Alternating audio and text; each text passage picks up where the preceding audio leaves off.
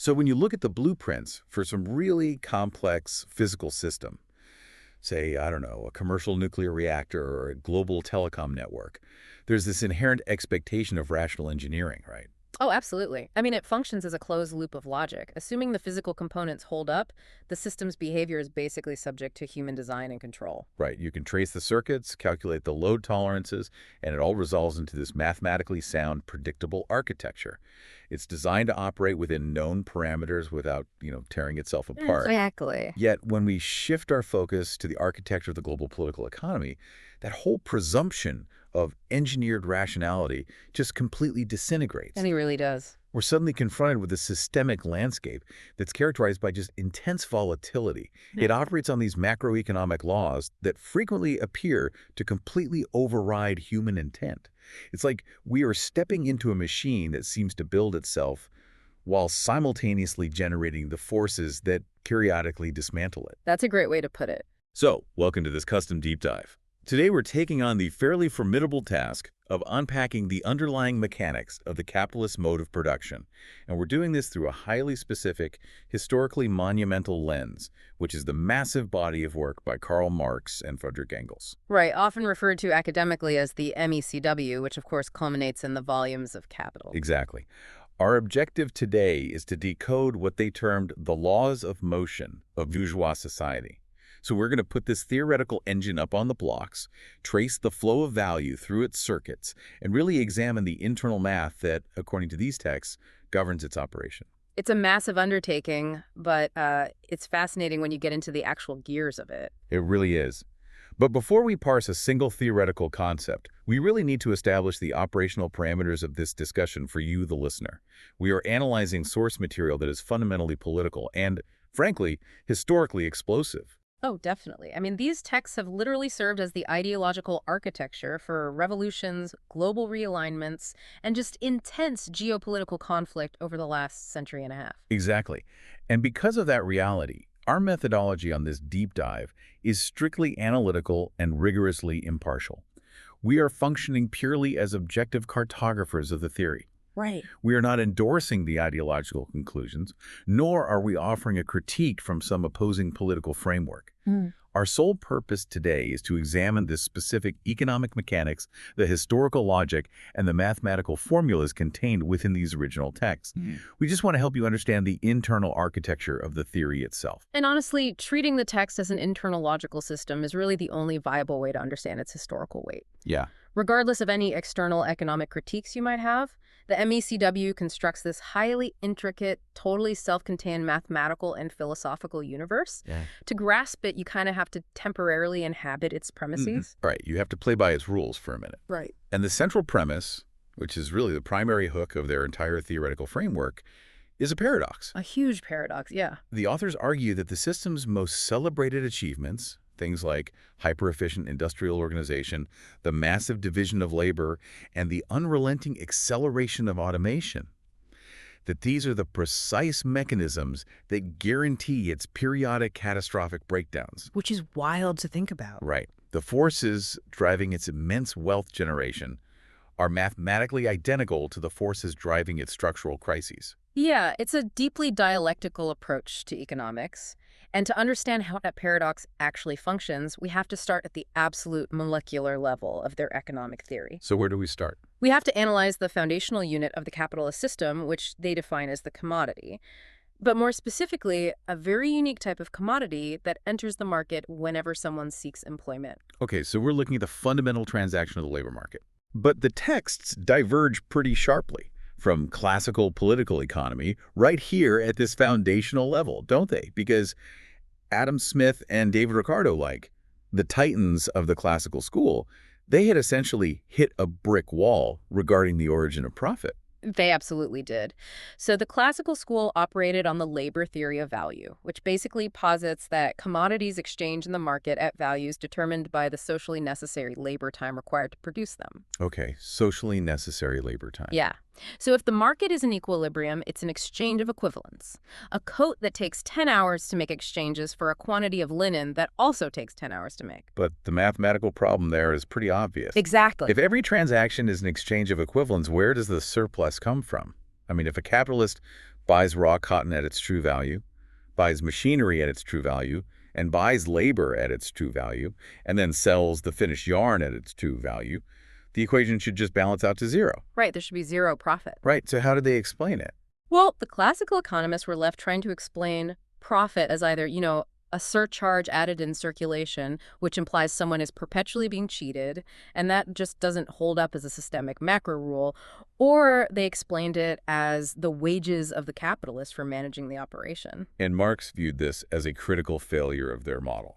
A total failure. His solution was to fundamentally redefine what the capitalist is actually purchasing on the market. Okay. The capitalist does not buy the worker's completed labor. The transaction is not for the actual work itself. Wait, then what are they buying? The capitalist buys the worker's labor power. Labor power. Let's delineate that distinction clearly for the listener.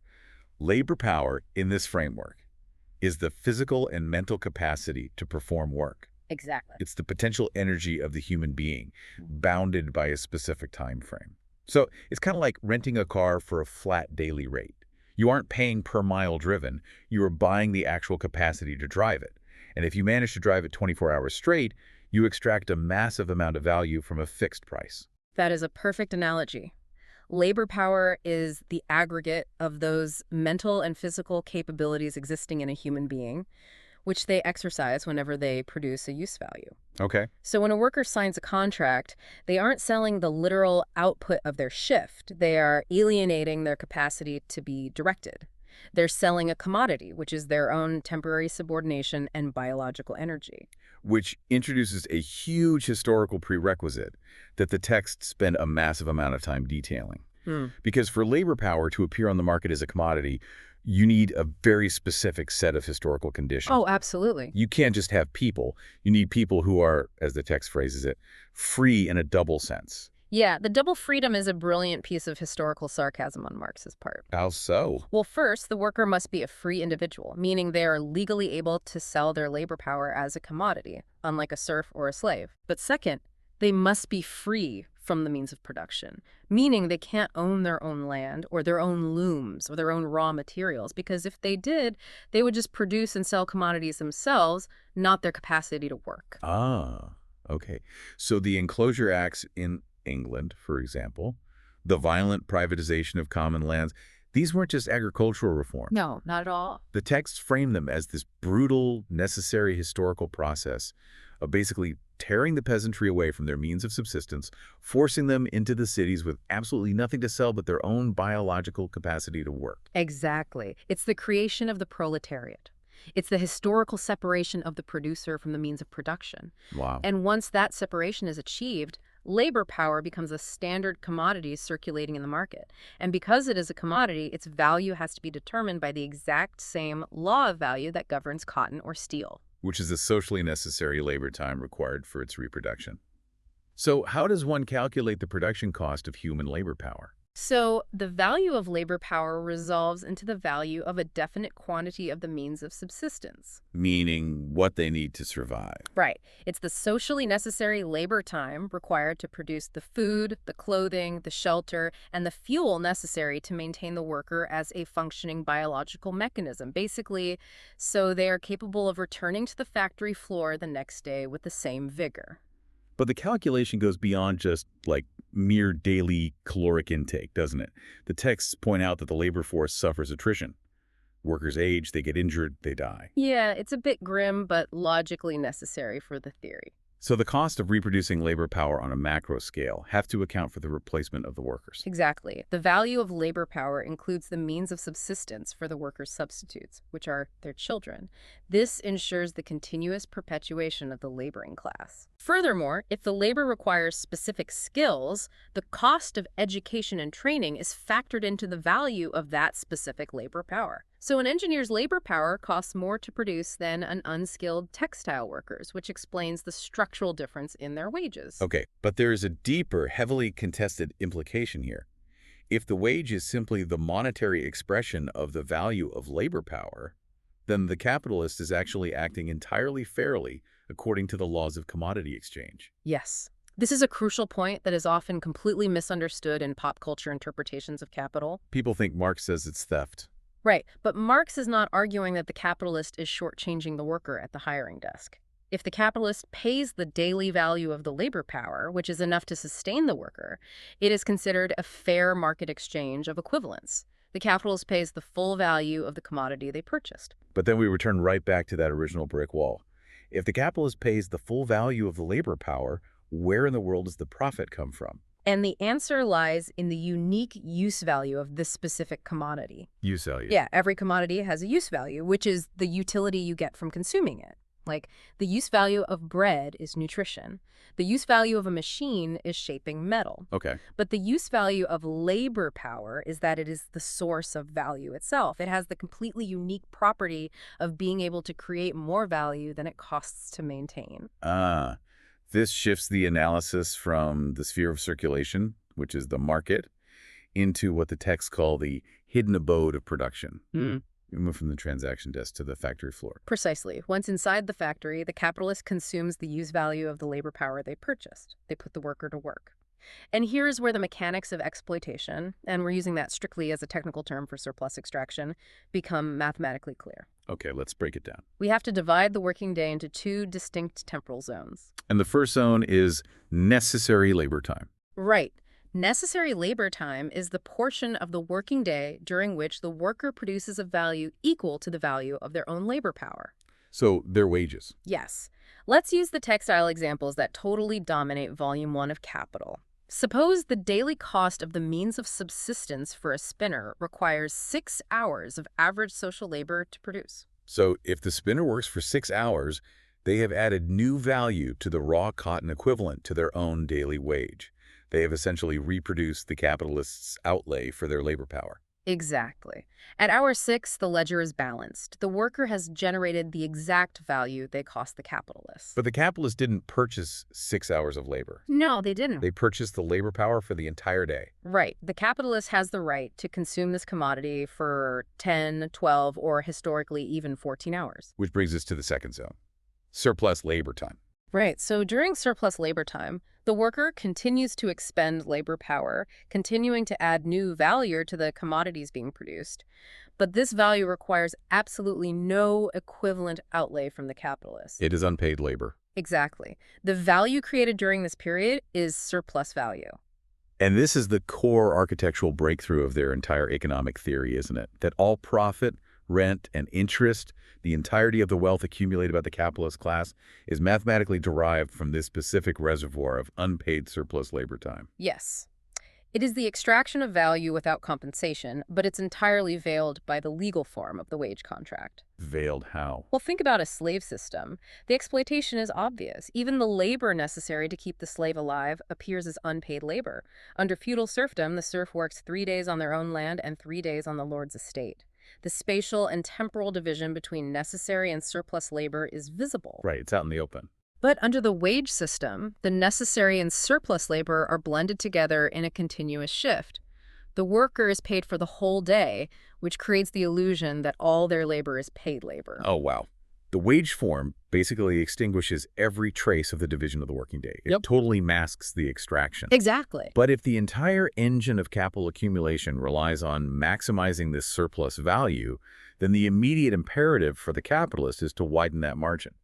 And the most rudimentary method, what the text defined as the production of absolute surplus value, is simply lengthening the working day. Right. If necessary labor takes 6 hours and the shift is 10 hours, you get 4 hours of surplus value. Simple math. But if you can force the shift to 12 hours, you get 6 hours of surplus value. You have absolutely expanded the mass of surplus labor. Okay, but I would argue that from a purely logistical standpoint, there's a hard biological ceiling to this strategy. A human body requires a minimum amount of downtime to physically recover, to sleep, to eat. Otherwise, the labor power itself is destroyed. You're basically burning the engine out. And the texts exhaustively document this biological limit. Marx heavily cites the reports of the English factory inspectors during the 19th century. Oh, I've read some of those quotes. They are horrific. Truly grim. But the point is, left to its own blind drive for expansion, capital will consume the labor power so rapidly that it actually shortens the worker's lifespan. which then requires faster replacement and ultimately threatens the long-term viability of the national labor force itself. Which explains the bitter, century-long political struggles over the legal limitation of the working day, like the Factory Acts. Exactly. It wasn't just humanitarianism. The texts suggest the state had to step in to prevent the capitalist class from literally working the foundation of their own wealth to death. It was a civil war over the limits of the working day, but here's the catch. Once the state imposes a legal limit, say capping it at a 10-hour day, the production of absolute surplus value hits a legislative wall. Okay. But capital is structurally mandated to expand, so if it cannot lengthen the working day, it has to alter the internal ratio of that fixed period. Right, because if the day's capped at 10 hours, the only way to increase the surplus portion is to shrink the necessary portion. Which brings us to the production of relative surplus value. Relative surplus value. Okay, so to shrink necessary labor time, you have to reduce the value of labor power. Yes. And since the value of labor power is determined by the cost of the means of subsistence, food, clothes, rent, the only way to lower it without pushing the worker below the biological survival threshold is to make those means of subsistence cheaper to produce. Precisely. Which requires a massive increase in the productive power of labor. So technology. Yes. If a capitalist in the agricultural sector adopts new mechanized farming techniques, the value of wheat falls. If the textile industry adopts the power loom, the value of clothing falls. Okay. As the basic commodities that make up the worker's consumption basket become cheaper, the socially necessary labor time required to reproduce the worker's labor power decreases. Oh, wow. The mathematical implication here is profound. Let's just run the numbers. If the daily cost of subsistence drops from 6 hours of labor time to, let's say, 4 hours of labor time, Right. then the necessary portion of a 10-hour shift shrinks to 4 hours, meaning the surplus portion expands from 4 hours to 6 hours. And just like that, the capitalist has successfully increased the rate of surplus value without adding a single minute to the working day. But notice the structural paradox this creates for the worker. The worker's own increased productivity, their ability to produce more use values in less time because of better tools, does not result in a shorter workday or a higher standard of living in value terms. No, not at all. Instead, their increased productivity is mathematically leveraged to devalue their own labor power. It essentially transfers a larger percentage of their active lifespan into the unpaid service of the capitalist. It is the dark dialectic of technological progress under the specific mode of production. The development of the productive forces, the invention of brilliant new machinery. It doesn't aim to alleviate the burden of labor for the majority. Its systemic purpose is to cheapen commodities, thereby cheapening the worker, in order to alter the ratio of the working day in favor of surplus value. And the text utilizes really specific, almost Gothic language to describe this inversion, doesn't it? Capital becomes this alien commanding power over labor. The machinery, which is the objective manifestation of human ingenuity, doesn't serve the worker as a tool.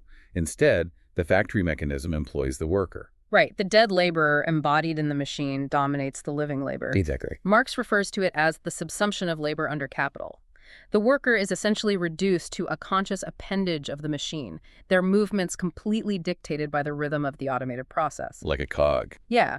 The intellectual potencies of the production process, the science, the engineering, are separated from manual labor and concentrated in the machine itself, standing as the power of capital over labor. So this analysis provides a surgically precise view of the internal mechanics of the factory.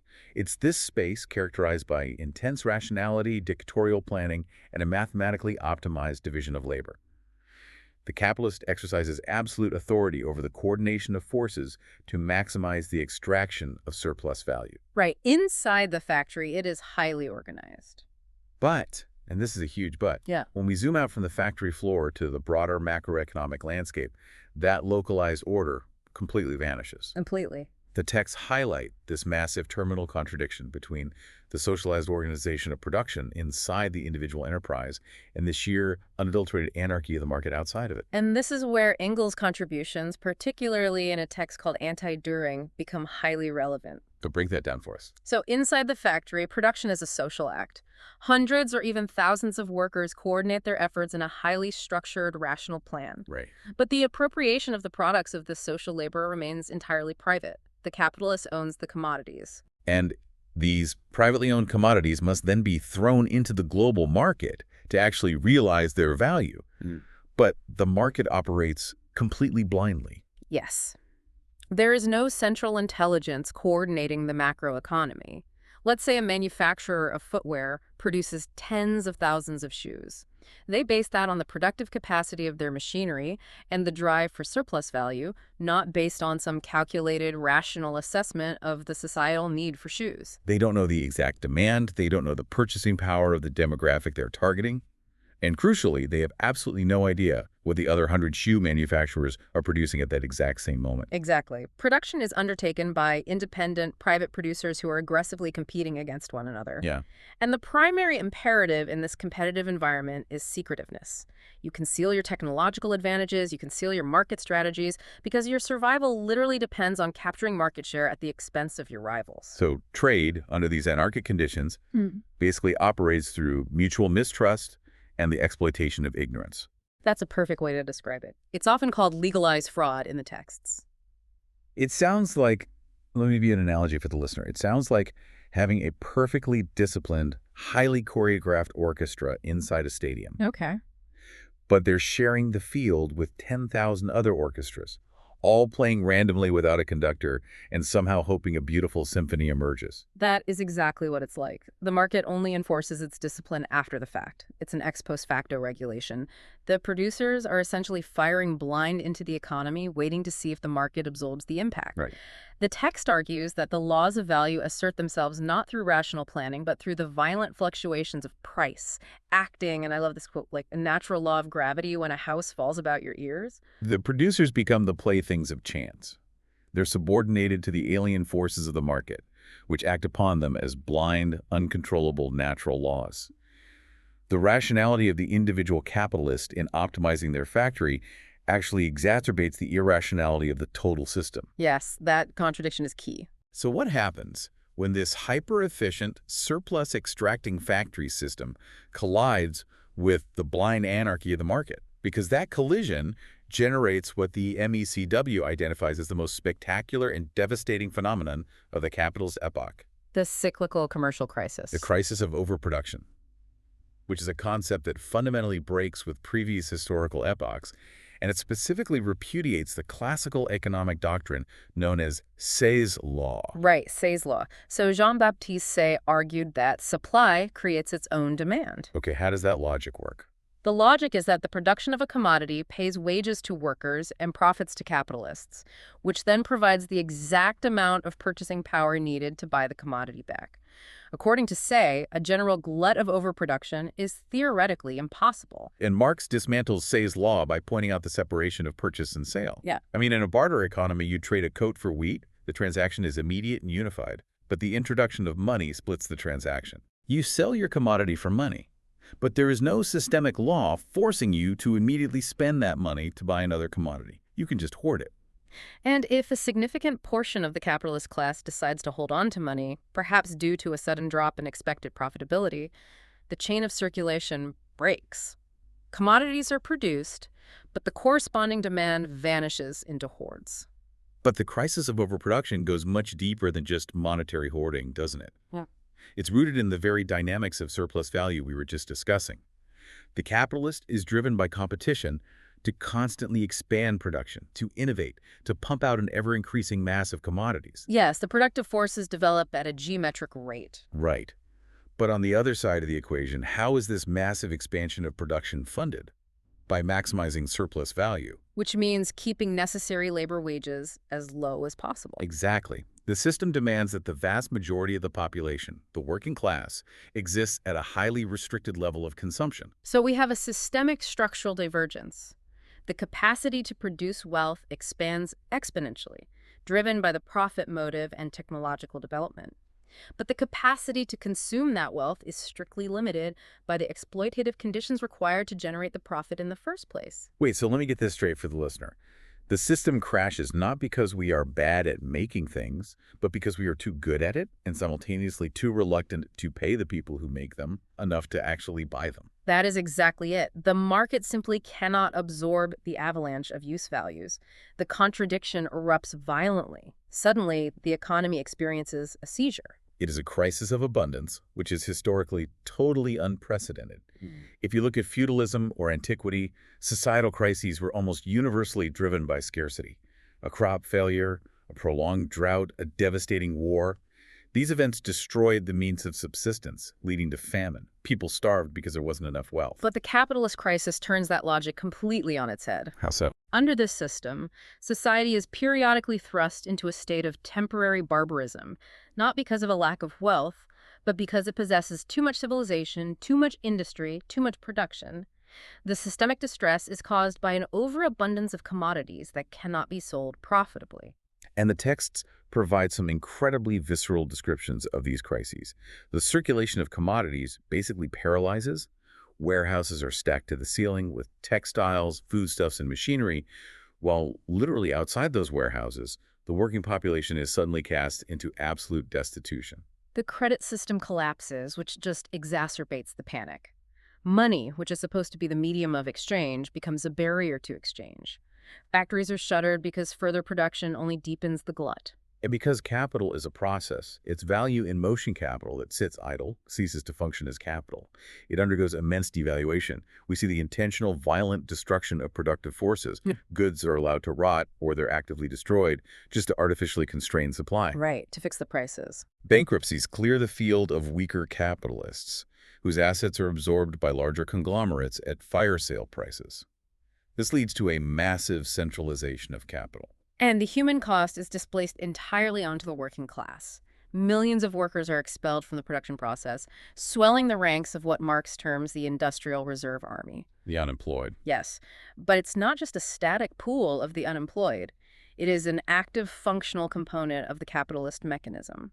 The texts categorize the Reserve Army into different forms: floating, latent, and stagnant, but its primary systemic function is to regulate the labor market. By acting as a massive counterweight to the employed workers. Because if the economy begins to expand and the demand for labor rises, wages might naturally start to climb.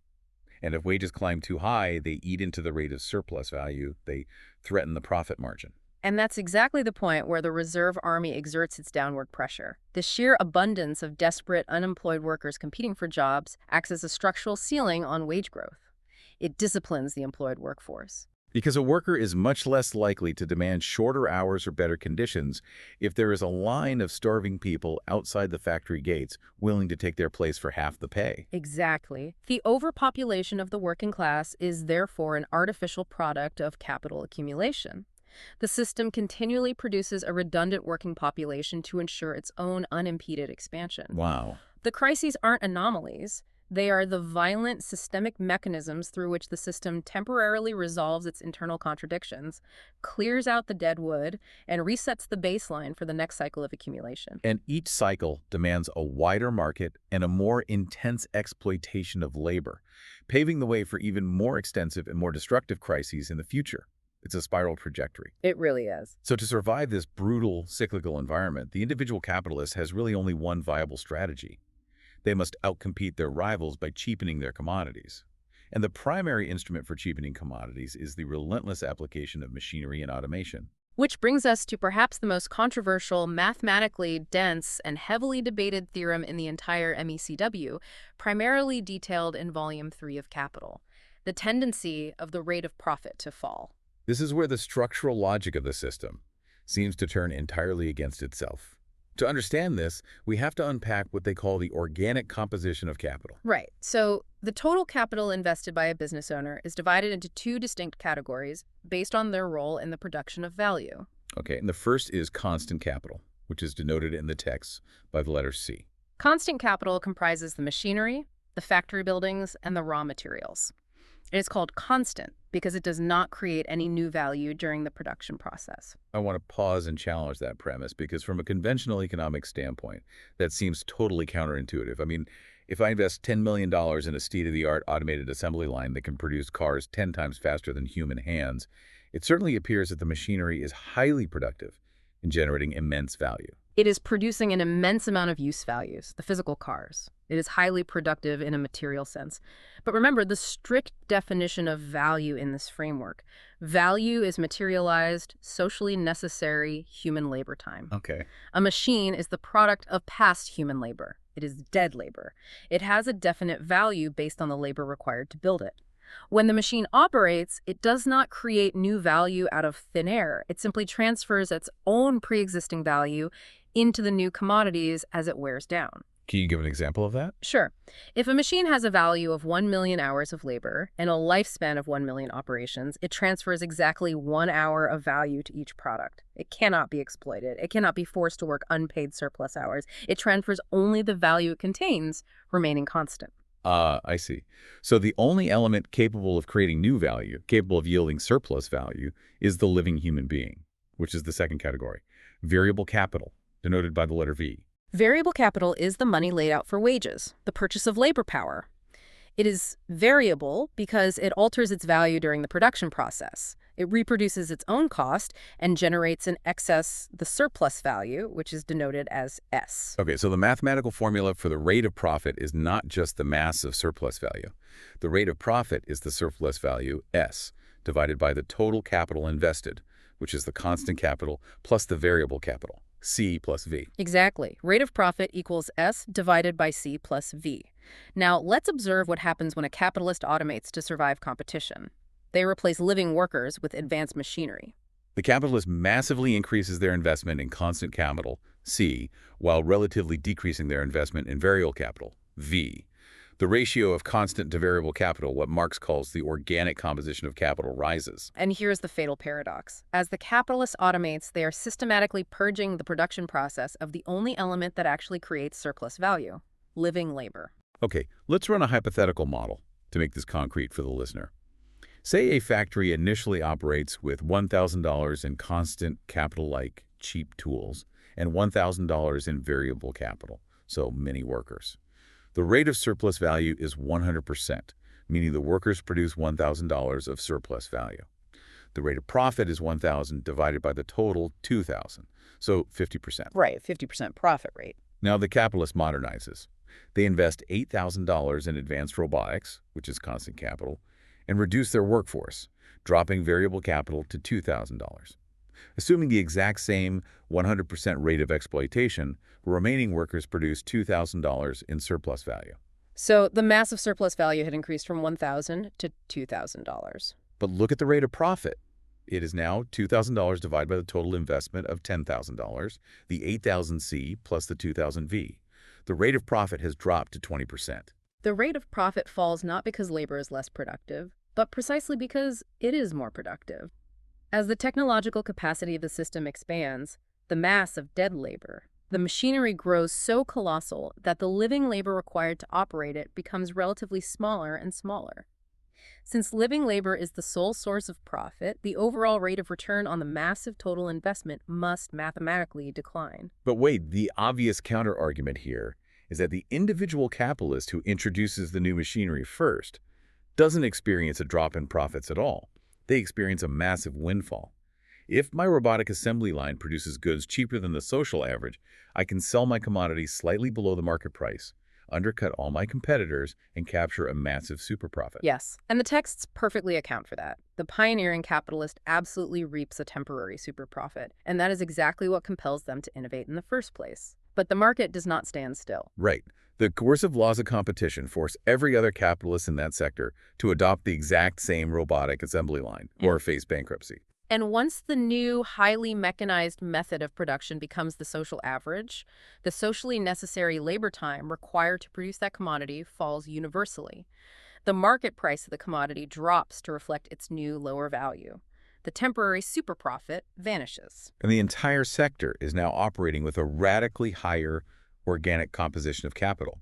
They all have massive investments in machinery and far fewer living workers. The global rate of profit sinks. The capitalists are caught in a technological treadmill.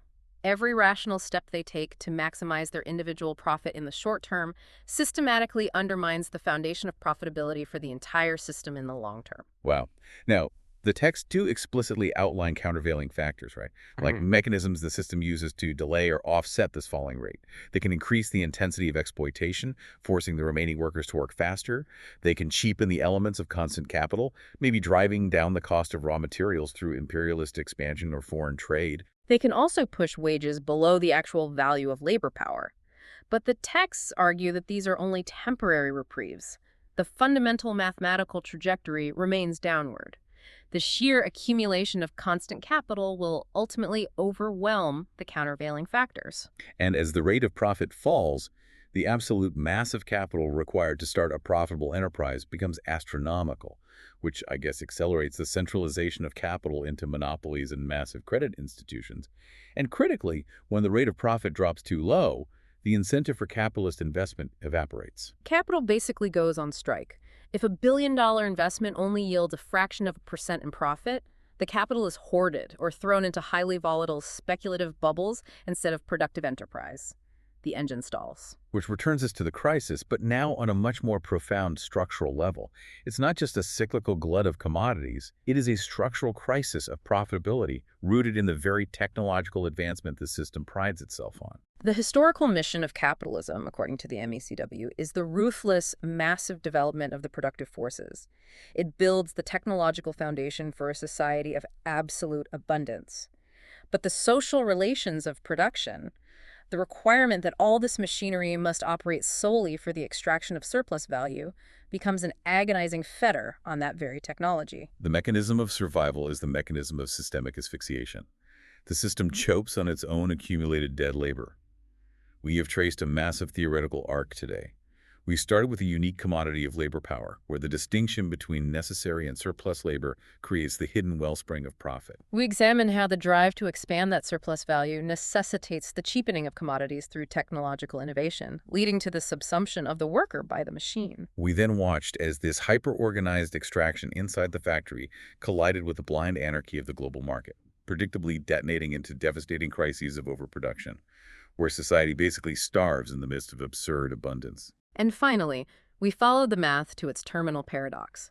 The competitive mandate to automate constantly raises the organic composition of capital, mathematically ensuring a structural decline in the rate of profit, destabilizing the entire architecture. The blueprint we examine today describes an engine that is mathematically designed to redline, to generate immense power while simultaneously degrading its own structural integrity until it eventually shakes itself apart.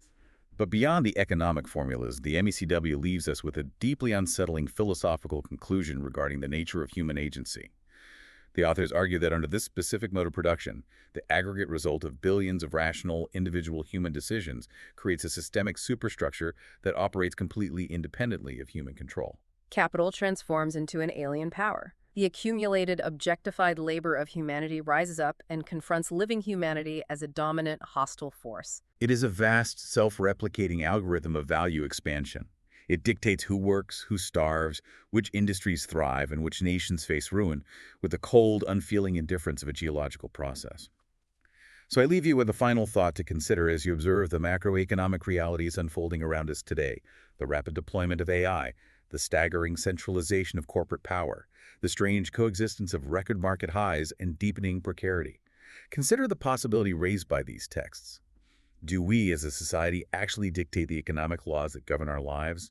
Or have we unknowingly constructed a vast autonomous machine, a sovereign mechanism of capital that forces both the laborer on the floor and the executive in the boardroom to obey its relentless internal mathematics? Are we the engineers of the system, or are we merely its biological components? It is a question that reorients how you view the entire global landscape. The blueprint is laid out. The mechanics are clear. The implications are entirely up to you to evaluate.